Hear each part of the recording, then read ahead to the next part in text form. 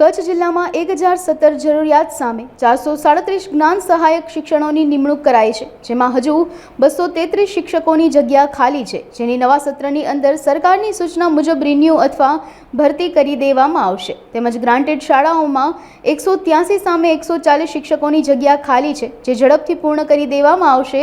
સાથે સાથે કચ્છ જિલ્લાના 10 તાલુકાઓમાં 35 જેટલી શાળાઓનું સર્વે કરી દેવામાં આવ્યું છે, જેની સામે ભચાઉ તાલુકાના કુંભારડી અને માંડવી તાલુકાના વાંઢ ગામે 2 શાળાઓને મંજૂરી મળી ગઈ છે. અને આપણે કચ્છ જિલ્લાની વાત કરીએ તો માધ્યમિક શાળાઓ, ઉચ્ચતર માધ્યમિક શાળાઓ, એના અંદર સરકારીના અંદર આપણે ટોટલ 1017ના મહેકમ સામે આપણે લગભગ 437 જેટલા જ્ઞાન સહાયકોની નિમણૂક કરી છે.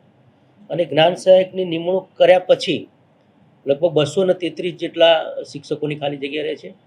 એ પણ નવા સત્રના અંદર એ જ્ઞાન સહાયક રિન્યૂ કરવામાં અથવા તો ત્યાં રાજ્ય સરકાર તરફથી જે સૂચના મળશે એ રીતે જ્ઞાન સહાયકની ભરતી કરી અને એમાં પૂર્ણ કરવામાં આવશે.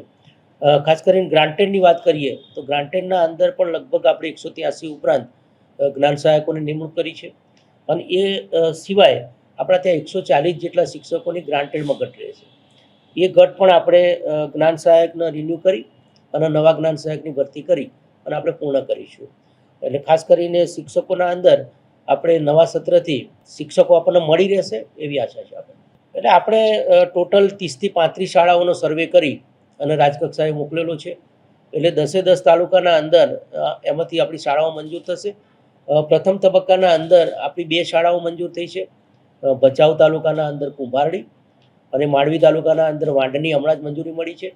અને બાકીની શાળાઓની મંજૂરીની પ્રક્રિયા એ ચાલુમાં છે. કદાચ નવા સત્રથી આપણને મંજૂરી મળશે.